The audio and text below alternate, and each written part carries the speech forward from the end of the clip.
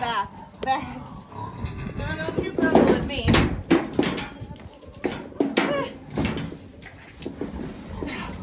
For goodness sakes.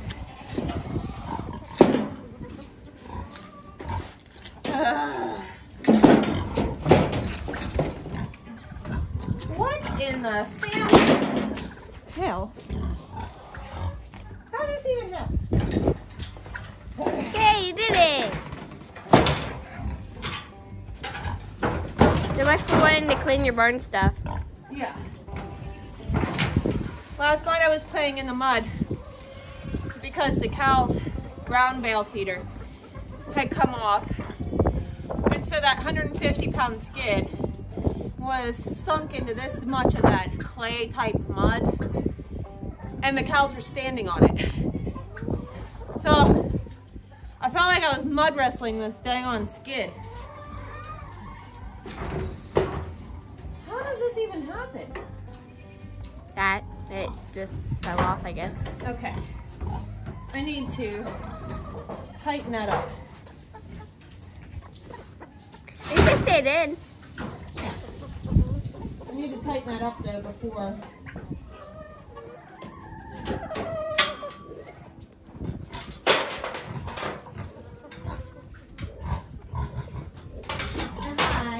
I need to give them some hay. This wet weather and wind has made it completely muddy, and even though we tried to put a French drain there, Well, they were out.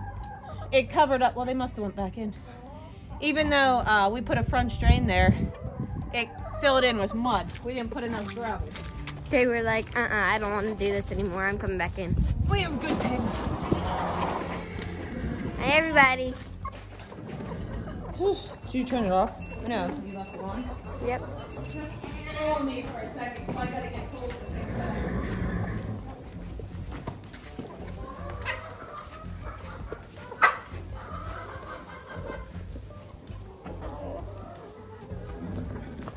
The tools that will fix that. Chickens. Cinch. I'm gonna trip and fall on these chickens one day.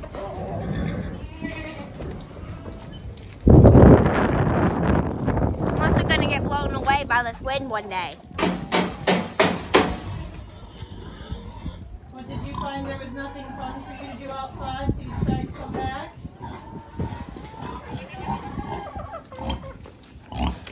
Pigs love mud, they say. Nah, not our pigs. We keep giving them hay, and they keep eating it instead of making their beds with it. You're not supposed to eat it.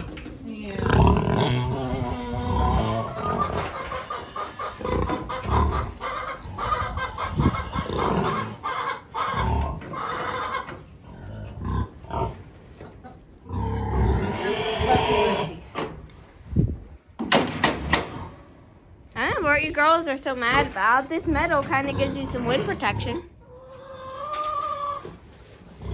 Alright, there we go. We got it moving now. Kiwi, stop.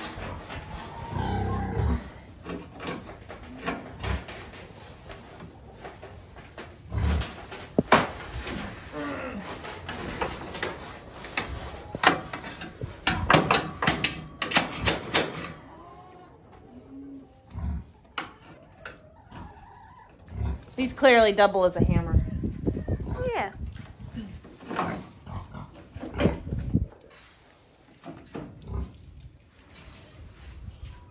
Everything around here is a hammer except for nails. Right.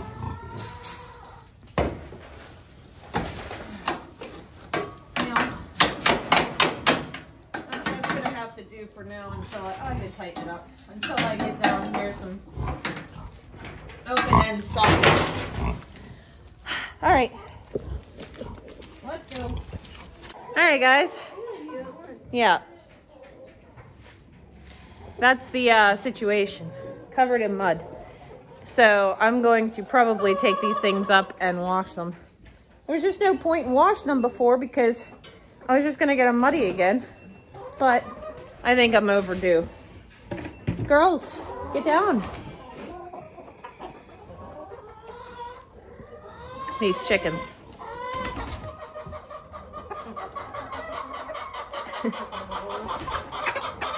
All right.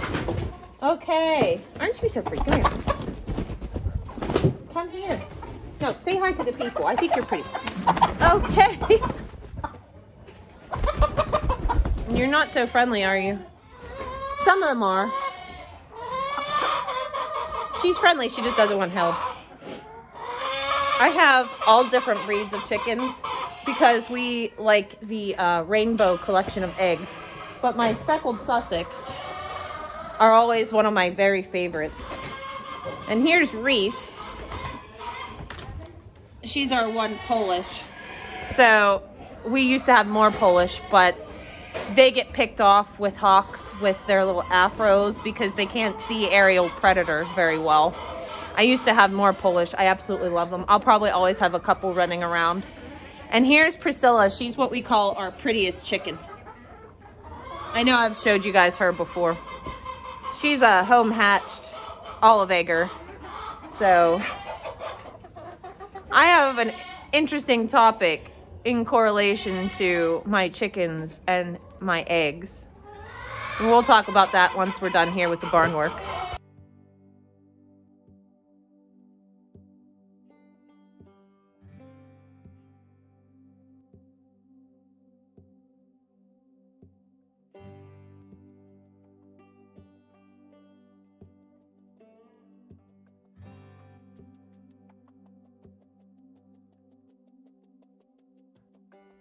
All right, the chores are done.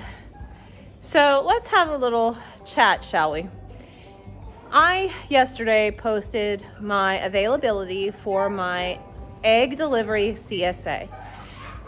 You may have seen last summer, I took you guys along with us while we went. Last year we delivered, it took up to 2 hours and 20 some dozen of eggs to deliver every other week. And then the in-between weeks, we went out and did deliveries as well, but they were smaller. And we delivered to people in my local area. And this has been a thing that we've been doing for quite some time. So I posted my prices, which it runs for 24 weeks, and every other week would be 12 dozen, or you could get 24 dozen. You can get 2 dozen every other week or 1 dozen every other week. And for the 1 dozen every other week, it's $75. And for 2 dozen every other week, it was $150. And now these prices are delivered to your doorstep. You know, in a bag. Do you want it in your cooler? Am I gonna hand it off to you? Whatever. I follow your, you know, your instructions and I deliver them. Rain, snow, sleet, or hail, I'm there. Well, it's through spring and summer, so if it snows, we're probably all in trouble. But regardless.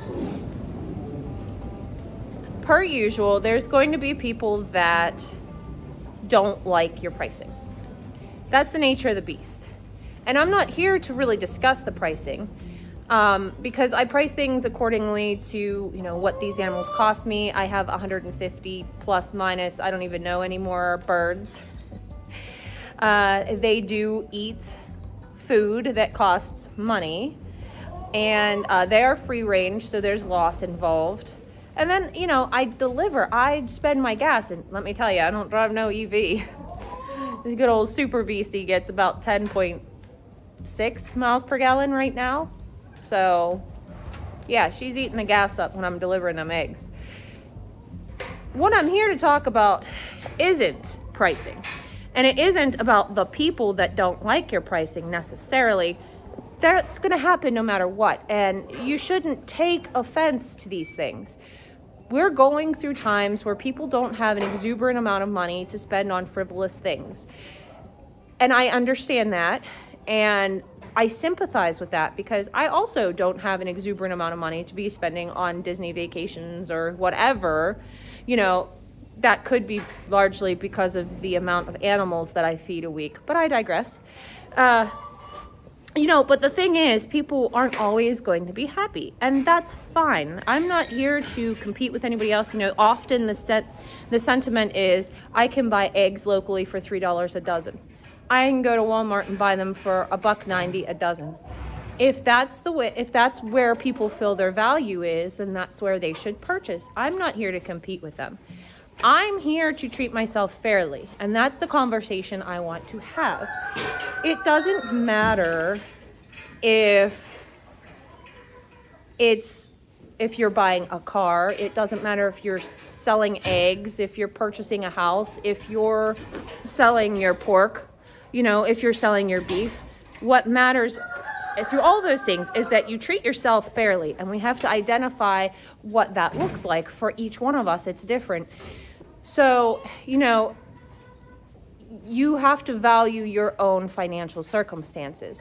In these instances, I could not financially deliver eggs to people's doorstep for less than the $6.25 a dozen, which if you break it down is pretty good, because, you know, the old chain coffee company is $5, $6, $7 for a cup of coffee that serves one person. $6.25 for eggs delivered to your door, and you get to feed your family with that. So I don't think that's that bad. I digress. But what I'm saying is, if I did it for less than that, now it's going to end up costing me money, and I'm not going to make anything from it.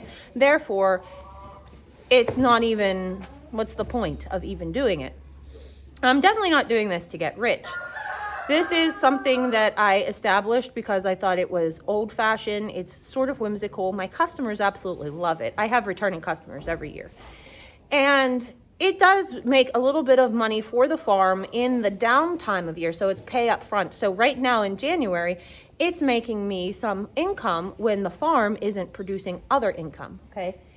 So while there's other people that are selling their eggs for $3 a dozen, it's because they have a surplus, they're a backyard chicken keeper, they can't go through all those eggs, they just want to move them along. And there's a place for that too. There's a place for all of us. You know, and I go back to talking about purchasing cars or buying houses. It has to make financial sense for you as an individual. You have to really sit down and think about what is worth it to me. What can I financially afford without putting a detriment on myself and my finances? What is worth it and what is not? What can I afford, achieve comfortably, and what is going to push me beyond my comfort zone, or what just won't even make sense? What will end up in the long run being a hindrance more than a help? So these are all things that you have to consider. In this day and age, people like to jump online and bully one another if they think that things aren't exactly where they want them to be. But I'm here to tell you guys that you need to stay confident and firm on your stances. Be fair to yourself. You don't have to make everybody happy. And I hate to tell you and be, you know, spoiler alert here, you're never going to make everyone happy. And that's okay, because all you have to do is make yourself happy. And so, in the long short of things, if you are doing things and making business moves that are acceptable to you, they're good for you, and they make you happy, then do it. Don't worry about what anybody else thinks, because it's not their life, it's yours. So I know that's a little bit of a deep conversation to have on this beautiful, blustery Saturday. So beautiful. Saturday morning. But it's just a message I wanted to leave. I never get upset when, you know, people fuss about my pricing or anything. I've had people, you know, complain about the prices of the pork or the beef or whatever, that when we sell it by the cut or by the half or by the whole. It doesn't matter if a few people are upset to me. What matters to me is that I'm providing the best product, the healthiest product, and I'm also being fair to myself in the long run. I hope that makes sense to you guys. I hope you love the video. It's a little different, I know, but at least you still got to see farm chores. So we're gonna go up to the house, we're gonna stay warm. I'm gonna sew up a couple aprons, so if any of you guys have been waiting for aprons, I have some really cute ones. They would have been posted earlier this week, but I broke 2 needles, so I had to go buy more. Yeah. All right, guys, that's gonna do it for this morning. I hope you guys have a great day, and we will see you in the next one. Bye. Bye.